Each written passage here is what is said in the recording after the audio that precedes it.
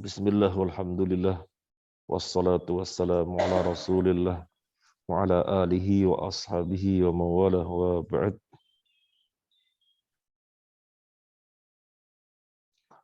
Allahumma inna nas'aluka ilman nafi'an wa rizqan wasi'an wa malan mutaqabbalah. Allahumma inna na'udzubika minal baras wal junun wal judham wa min sayyi'il asqam.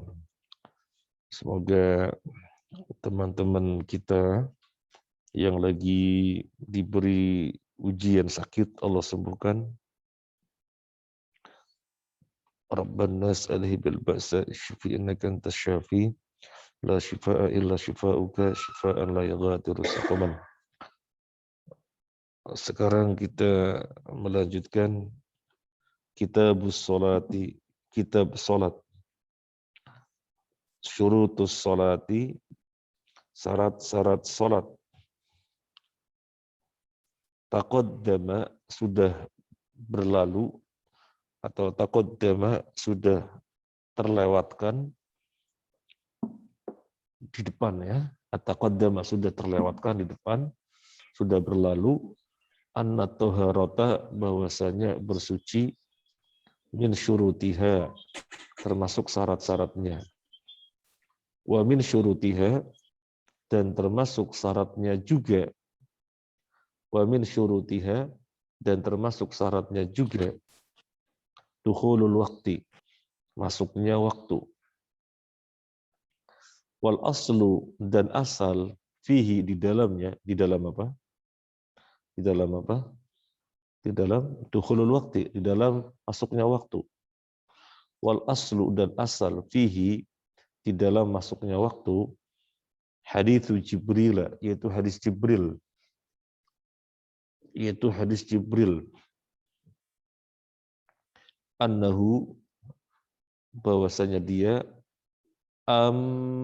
mengimami An-Nabi sallallahu alaihi wasallam, Nabi sallallahu alaihi wasallam fi awalil waqti wa akhirih, di awal waktunya dan di akhirnya.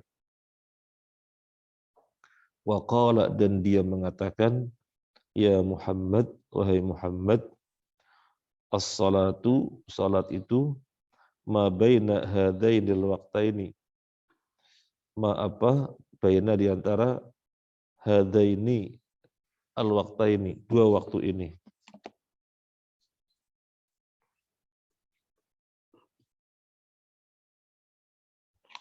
Rawahu Ahmad, hadis dari Imam Ahmad, wa Nasa'i dan Nasa'i, wa Tirmidzi dan Tirmidzi. Jadi di dalam hadis Jibril ini kan Jibril mengimami Nabi sallallahu alaihi wasallam, kemudian Jibril menjelaskan waktu-waktu sholat. Maka asal di dalam pembahasan masuknya waktu adalah hadis Jibril. Artinya yang pokok di dalam masalah pembahasan waktu sholat adalah hadis Jibril. Jibril yang menjelaskan pada Nabi. Zuhur, asar, maghrib, isya, subuh dijelaskan. Dijelaskan oleh Jibril. Wa Abdillahi ibni Umar. Dan dari Abdullah bin Umar radhiyallahu anhuma anna Nabiy sallallahu alaihi wasallam, bahwasanya Nabi sallallahu alaihi wasallam qala, bersabda, waktu zuhur idza apabila zalatis syamsu, matahari tergelincir, wa kana dan adalah dhillur rajuli, bayangan seseorang, katulihi, seperti panjangnya, malam yahduril asru, selama belum memasuki asar, Itu waktu zuhur. Waktu zuhur kapan? Waktu zuhur kapan? Kalau matahari sudah tergelincir. Artinya kalau di tengah itu istiwa. Kalau pas di tengah itu istiwa. Kalau sudah tergelincir ke arah barat, jadi dari tengah sudah bergeser ke arah barat, bergeser, jadi nggak di tengah-tengah tapi bergeser. Nah, ketika bergeser itu masuk waktu zuhur.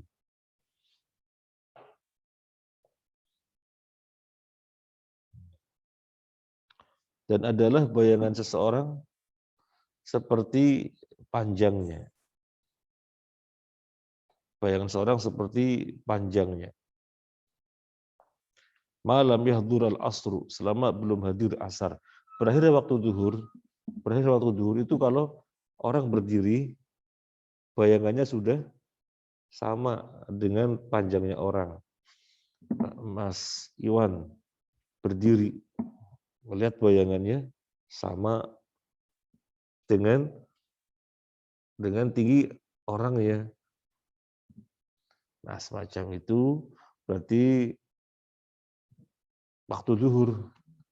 Kalau tambah sedikit, bayangannya masuk waktu asar. Jadi waktu zuhur itu kan, kalau di tengah-tengah ada bayangan apa enggak? Kalau matahari pas di tengah ada bayangan apa enggak? Ya enggak dong, kan kita di bawah aja persis, enggak ada bayangan. Begitu geser ke barat, ada bayangan sedikit ke timur. Nah, ada bayangan sedikit ke timur. Nanti matahari semakin ke barat, semakin barat, bayangan semakin apa? Semakin panjang. Nah, kalau bayangan ini sama panjangnya dengan bendanya, dengan seseorang yang berdiri misalnya, maka itulah waktu zuhur. Kalau bayangannya sudah tambah sedikit, jadi melebihi panjangnya benda, panjangnya orang, maka sudah masuk waktu asar. Wa waktul asri, dan waktu asar, malam tasfarra asyamsu. Selama lam tasfarra, tidak atau belum menguning. Malam tasfarra, selama belum menguning. Asyamsu, matahari. Selama belum menguning matahari. Kan tadi kalau bayangannya masih sama persis, masih waktu apa? Zuhur. Tambah bayangan sedikit, waktu asar. Nah, itu waktu asar. Nah, selama belum menguning, itulah waktu asar. Padahal yang antum ketahui, waktu asar sampai kapan? Matahari terbenam, kan begitu? Yang antum ketahui sampai matahari terbenam. Oh, di sini selama matahari belum menguning.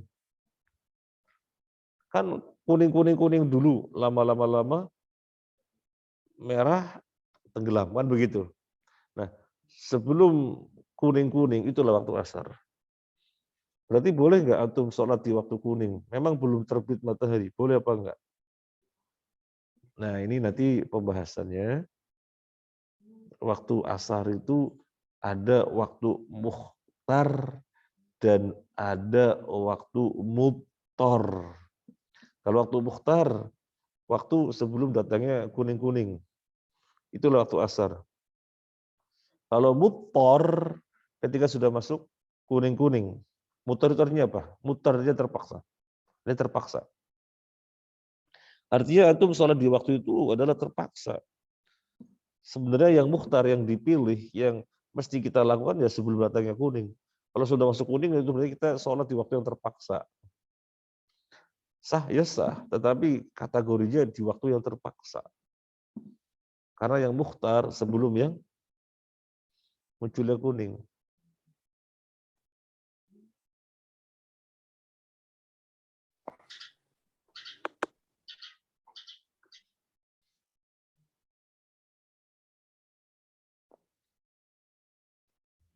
Sekarang lanjut. Jadi sudah jelas ya. Kenapa waktu asar disebutkan malam tasfarra asyamsu. Wa waktul asri, dan waktu asar malam tasfarra asyamsu. selama matahari belum menguning. Sudah jelas ya. Jadi kalau misalnya itu bertanya, loh kan patokannya selama belum terbenam masih asar. Nah, sekarang tuh sudah tahu. Iya memang betul, tetapi kalau sudah menguning namanya waktu mutor. Boleh sholat di situ ya boleh, tapi mutor loh, terpaksa. Artinya jangan dibiasakan sholat di waktu itu. Sholat yang kita biasakan di waktu muhtar. Lanjut. Waktu sholatil maghribi, dan waktu sholat maghrib malam yaghibis syafaku, selama belum hilang asyafaku, mega merah.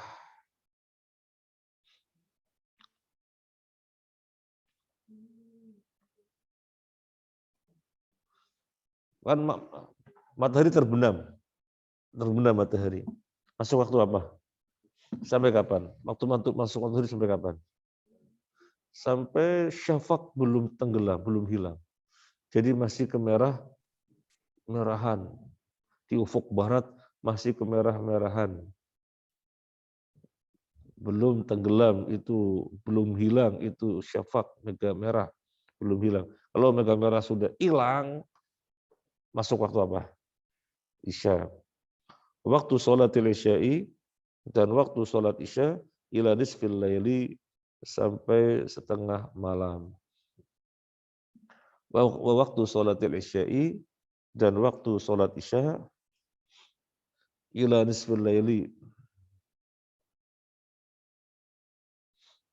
sampai setengah malam. Ada pertanyaan sampai sini? Dan waktu sholat isya sampai pertengahan malam. Ada pertanyaan? Ada pertanyaan apa enggak? Ya, mega merah. Antum tahu mega? Aduh, nggak tahu mega ya? Tahu mega? Ah, tak kira pada tahu. Mega,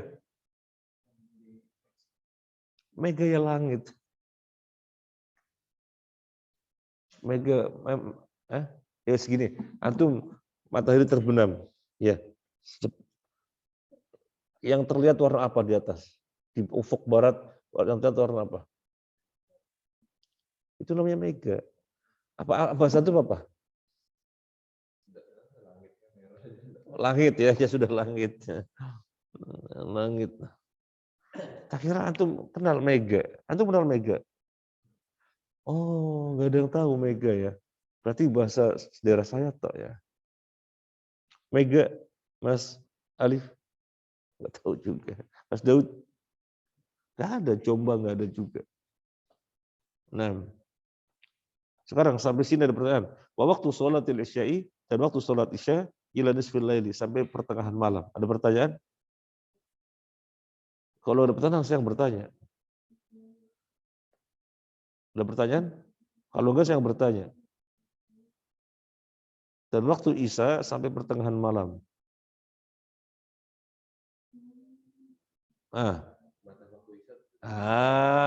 Itu yang saya tunggu. Loh, bukankah selama subuh belum datang masih waktu isya, kan begitu? Kok di sini disebutkan dan waktu sholat isya sampai pertengahan malam? Pertengahan malam. Bukankah batasannya selama belum datang waktu subuh, itu waktu isya? Jawabannya, sampai setengah malam ini waktu mukhtar. Kalau sudah melalui setengah malam sampai subuh, mutor. Jadi yang antum melakukan dan terus-menerus di waktu mukhtar.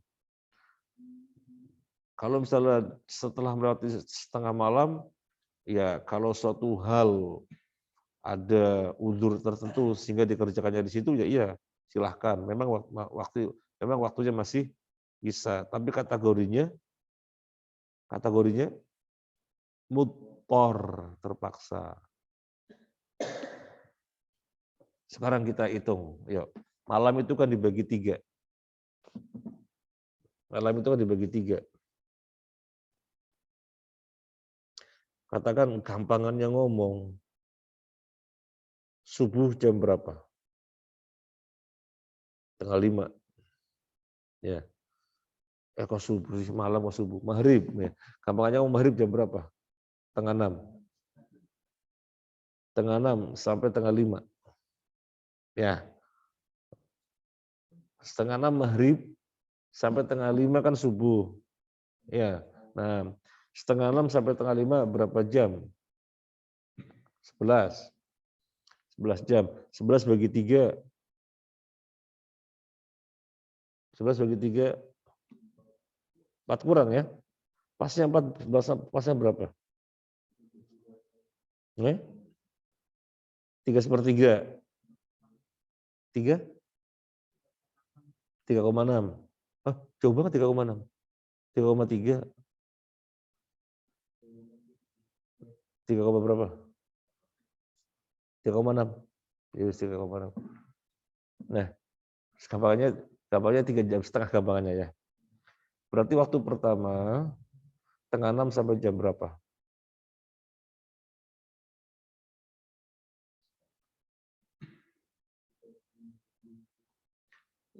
Ya, kan 3,5 jam tadi.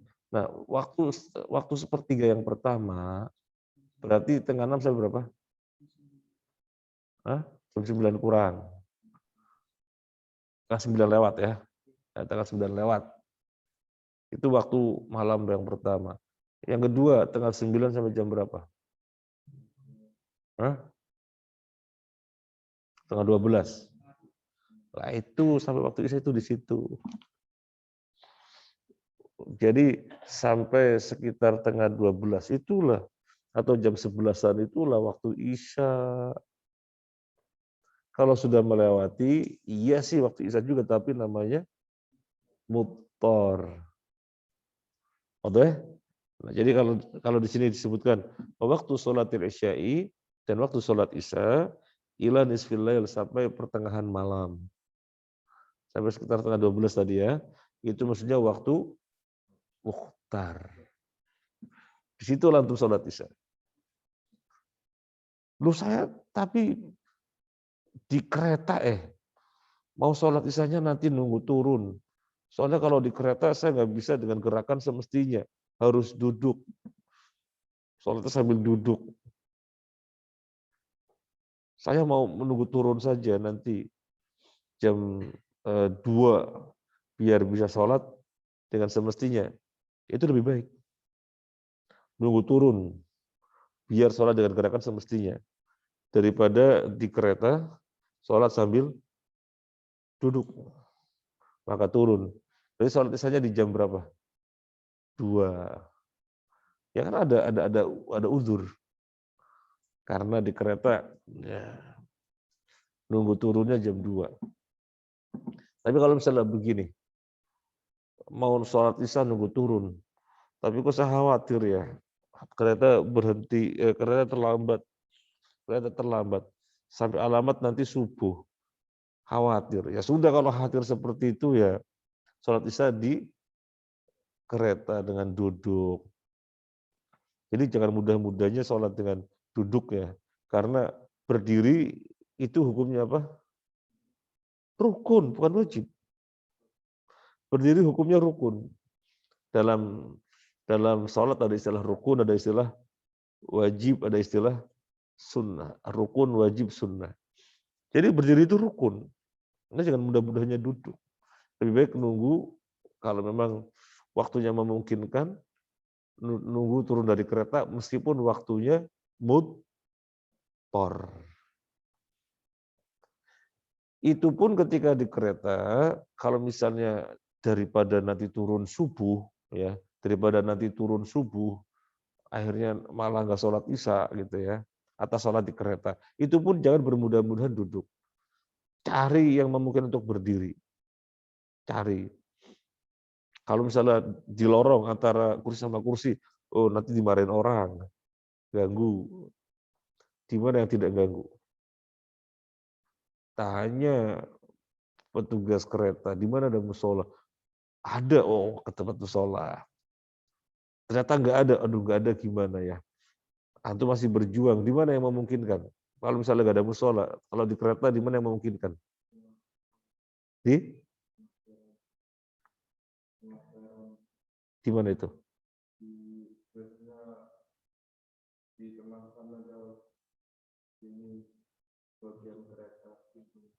Depan WC? Oh, nggak ada WC. Kalau depan WC nggak boleh. Ah, tapi ada. Ada. Kalau saya yang saya usahakan di restorasi. Di ruang makannya itu biasanya bisa. Gitu. Di situ. Tapi pernah di pesawat itu ya, waduh ada musolanya. Disuruh sama ya pramugari gitu, disuruh sholat di kursi. Waduh, nggak ada musolanya. Kalau ada pesawat tertentu yang ada musolanya memang. Ada pesawat tertentu. Hah? Iya itu ada misalnya. Nah, ini nggak ada. Ya Allah, saya gelar selimut di depan pintu kereta. Pintu apa? Pintu pesawat. Begitu gelar di situ kelihatan, nggak boleh situ. Lo kan longgar ini mau sholat, nggak boleh di situ, di kursi. Waduh, kadang-kadang katanya bahaya katanya. Masa bahaya?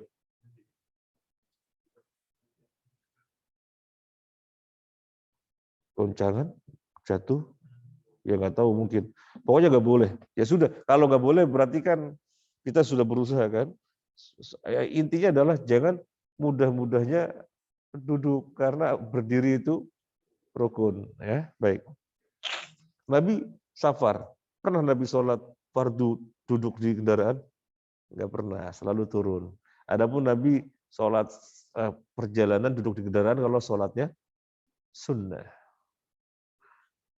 Karena dalam sholat sunnah, berdiri bukan rukun. Assalamualaikum. Bapaknya Pak Nur meninggal. Bapaknya Pak Nur? Ya, terus kalau pribadi gimana kondisinya?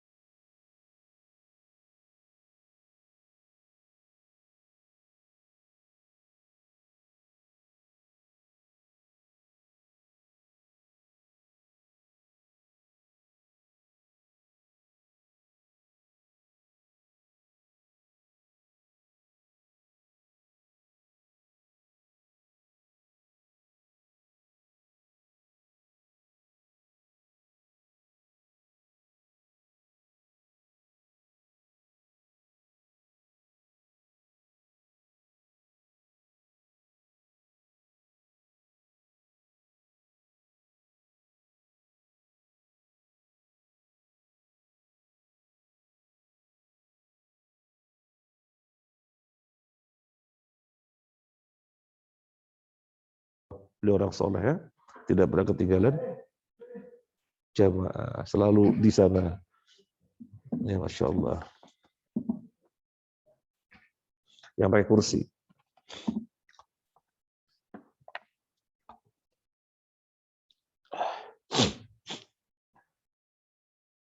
Nah, lanjut ya.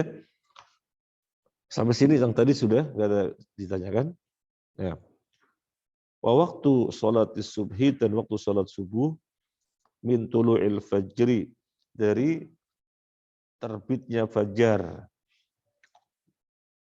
malam tatlu'i syamsu, selama belum terbitnya matahari. Jadi begitu fajar terbit ya. Begitu fajar terbit, fajarnya fajar apa? Fajar shadiq.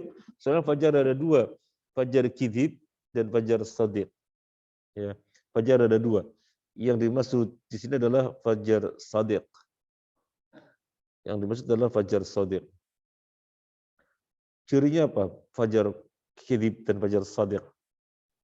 Kalau fajar kidhib artinya apa? Kidhib. Shadiq, kidhib bohong. Kidhib bohong. Shadiq jujur, benar. Jadi cirinya fajar kidhib itu cahayanya membumbung ke atas. Terangnya membumbungnya ke atas. Kita nunggu pengumuman Pak Sarmin ya? Kita nunggu pengumuman. Enggak, masalahnya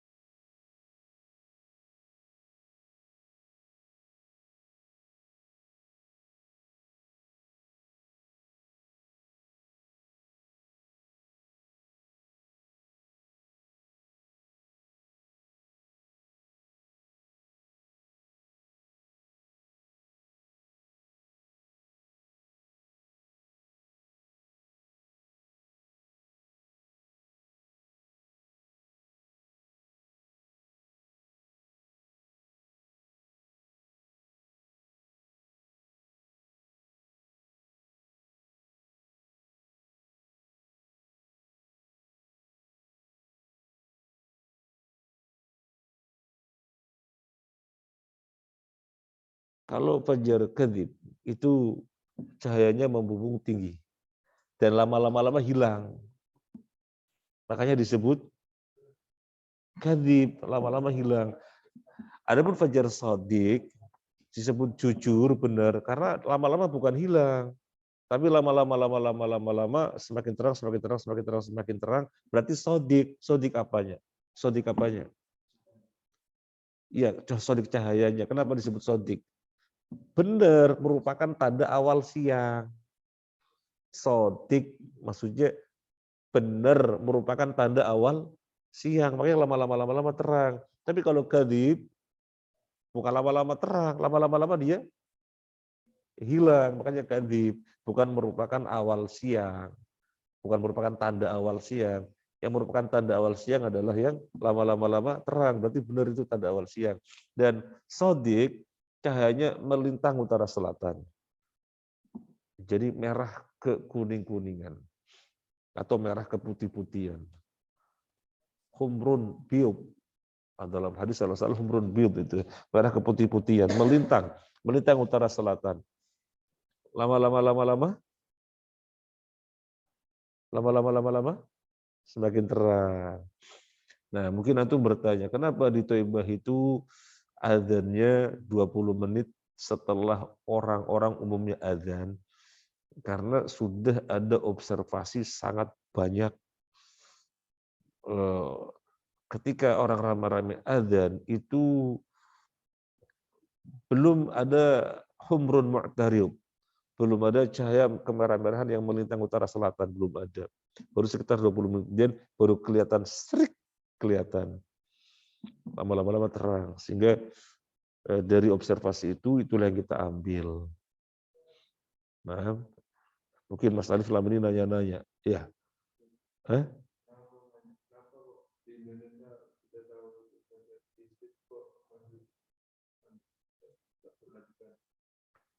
Pertanyaannya di Indonesia sudah tahu itu fajar kidib kok. Maksudnya siapa yang tahu? Nah, observasinya ketika belum digong oleh pemerintah, maka orang masih dengan yang selama ini kan begitu. Coba kalau misalnya observasi sudah sampai, disampaikan ini hasil observasi yang ada, dan ketika itu dijanjikan untuk seminar. Tapi nggak pernah terjadi ya sampai sekarang. Akhirnya orang sholat dengan keyakinannya masing-masing. Ya semoga semuanya sah. Karena itulah yang diyakininya, kan begitu. Karena itulah yang diyakininya. Tetapi si Al-Albani mengatakan posisi rumahku persis sangat gampang melihat fajar. Dan ketika mereka rame-rame adzan masih gelap. Baru sekitar muncul 20 sampai 25 menit kemudian, kata Syekh Al-Albani. Nah, di masjid dekat rumah kita adzannya itu harus dibacakan. Atau kita lebih salat sama keluarga di rumah. Iya, kata Syekh Al-Albani begitu. Syekh Al-Albani, kalau misalnya kita sudah tahu dan yakin, itu berdasarkan waktu yang kecepatan gitu ya. Padahal waktu yang aslinya baru sekitar 20 menit ya. Maka sholatlah kamu di dalam waktunya, kata Syekh Al-Albani. Karena itu hak Allah, sholat dikerjakan di dalam waktunya. Tetapi kamu juga tetap sholat bersama manusia. Dan bagimu sunnah. Artinya tetap gabung sama mereka, niatnya sholat sunnah. Untuk menjaga muamalah sesama manusia. Tapi sholatlah kamu di dalam waktunya. Adapun kamu niat dengan sholat subuh ketika kamu ya sudah masuk waktunya di rumah. Ya jangan di masjid, nanti bikin fitnah. Nanti bikin fitnah ya di rumah biar tidak datang fitnah. Tadi antum ingatin antum bahasa apa? Anda bawakan dalilnya nanti insyaallah. Dan fatwanya Syekh Al-Albani ini berdasar hadis Nabi. Kan seseorang sahabat bertanya kepada Nabi, "Ya Rasulullah, sebelumnya Nabi mengatakan, bagaimana kamu nanti seorang amir seorang amir menunda waktu sholat." Kemudian seorang sahabat ini bertanya, bagaimana yang kau sarankan kepadaku ya Rasulullah jika aku mendapatinya? Maka Nabi menjawab, sholatlah kamu di dalam waktunya, dan sholatlah kamu bersama manusia, dan bagi kamu sunnah. Jadi fatwa Syekh Al-Albani itu berdasarkan hadis Nabi ini. Saya bawakan insya Allah nanti. Antum ingetin anak. Ya. Nah, sudah jelas kenapa di Thaibah pelaksanaan subuhnya tertunda 20 menit. Sudah jelas ya. Sebenarnya awal-awal kita masih suka menyampaikan. Terus menyampaikan. Ketika sudah datang antum-antum ini, kita sudah nggak menyampaikan lagi. Nah sekarang pas temanya memang kita sampaikan. Ada sampaikan? Ada mau ditanyakan? Semisal kita sholat di rumah yang azannya lebih awal, ketika kita kan mesti ada jeda koma atau guru sholat yang bilang kalau sebentar kadang kita masuk, kalau kita masuk ketika waktunya tapi masuk hukumnya gimana? Iya, itu yang saya lakukan. Jadi ketika di rumah, ya, saya berharap komatnya sampai 20 menit. Jadi adzan jam berapa? Berharap sampai sekitar 20 menit. Tapi ternyata belum 20 menit sudah iqomat, belum 20 menit. Ya saya datangnya terlambat dan rakaat kedua saya baru masuk. Rakaat kedua saya baru masuk. Karena kalau sampai tidak ke masjid membuat fitnah. Misalnya sholat di rumah gitu kan. Loh kenapa nggak ke masjid bikin fitnah? Padahal kita mau sholat dalam waktunya, menunaikan hak Allah. Tapi bikin fitnah, kok enggak ke masjid, ada apa? Padahal ada permasalahan ini. Cuma kita nggak bisa menjelaskan, orang akan bingung nanti. Orang akan bingung. Oh dari dulu loh gini, kok kamu akan bingung nanti. Makanya gongnya itu di pemerintah. Nah sekarang kalau saya di rumah mertua, kalau tadi saya cerita di rumah saya sendiri, kalau saya di kampung mertua, saya nggak ke masjid. Karena memang komatnya sangat cepat. Dari azan mungkin cuma 5 menit. Ya kita nunggu 15 menit berikutnya sudah habis. Nunggu 15 menit untuk sekitar 20 menit itu kan sholat sudah habis. Jadi saya kalau di rumah mertua, saya nggak pernah sholat di masjid subuhnya. Dan nggak bikin fitnah. Ya enggak ada yang kenal. Nggak ada yang kenal. Ya. Saya pendatang di situ. Saya pendatang di situ nggak ada yang kenal. Kalau di kampung sendiri ya namanya tempat sejak kecil semuanya kenal. Nah, kemudian misalnya pada kajian-kajian saya biasanya minta tolong waktunya bisa ditunda sampai 20 menit. Yang lalu saya diminta di Pondok Chandra misalnya, bisa ditunda waktunya komatnya sampai 20 menit gitu. Atau kalau misalnya di sana nggak menunda, saya izin datangnya terlambat. Jadi mungkin saya masbuk. Gitu. Ya seperti itu. Tapi kemudian bab ini kita nggak bisa kenceng. Soalnya nanti akan membuat gaduh, fitnah. Ya kecuali hasil observasi tadi yang sudah dilaporkan, dibahas di dalam seminar nasional atau internasional, baru insyaallah. Seperti Syekh Utsaimin mengatakan agar iqamat ditunda. Saya dulu ada buku judulnya Iqamahnya para imam. Tapi tak kasihkan sebagai hadiah ke siapa saya lupa. Padahal itu cuma satu. Tak kasihkan tetap pinjaman saya lupa. Karena saya nggak punya lagi. Jadi bagaimana prakteknya negara-negara yang diketahui kecepatan adzannya. Kalau di Mujahidin Perak atau Mujahidin Perak itu komatnya setengah jam. Adzannya sama seperti adzannya umum, tapi komatnya setengah jam.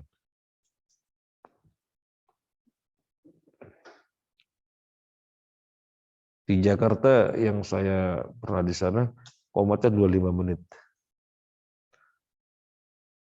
Kalau di Taibah sudah adanya tertunda 20 menit, komatnya berapa menit? 15-an ya. Nah, ada di rumah yang menyampaikan? Enggak ada?